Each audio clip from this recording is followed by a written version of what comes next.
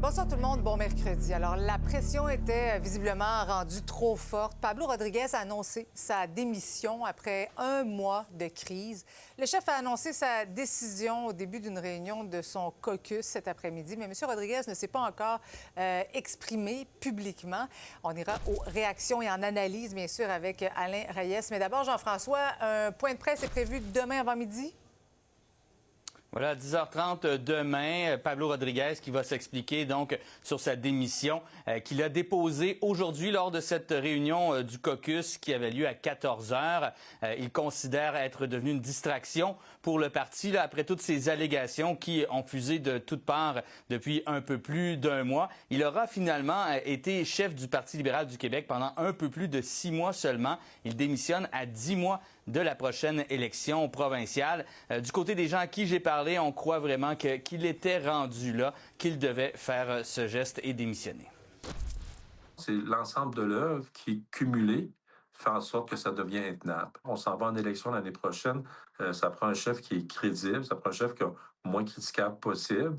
Et puis également, présentement, c'était des distractions qui n'en finissaient plus. Et ce qui voulait dire également qu'on aurait eu de la difficulté à mettre le programme en place, faire du recrutement. Donc, c'est l'ensemble de l'œuvre qui dit, bon, effaçons, recommençons d'une autre façon avec des nouveaux joueurs. Et je pense que ça devrait se faire dans les prochaines semaines. Oui, ça me fait beaucoup de peine parce que je trouve que c'est pas de sa faute à lui. Je trouve ça malheureux parce que il aura pu faire quelque chose de bien. Mais si vous voulez, c'est la politique. Hein? C'est quelque chose qu'il devait faire. La pression était trop élevée. Puis nécessairement, je pense que ça va être bon pour le parti. C'est beaucoup pour le Parti libéral. Compte tenu de son passé, compte tenu de beaucoup de choses, je pense que ça va lui prendre plus que 10 mois pour s'en remettre. Là.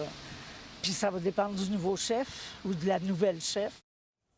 Et la course pour remplacer Pablo Rodriguez va s'enclencher si ce n'est pas déjà fait, mais déjà on peut éliminer quelques noms là, de la liste des candidats. Oui, un nom qui est revenu plusieurs fois aujourd'hui, Marois Risky. On sait que c'est elle qui est un peu à l'origine de toute cette crise lorsqu'elle avait congédié Geneviève Hintz.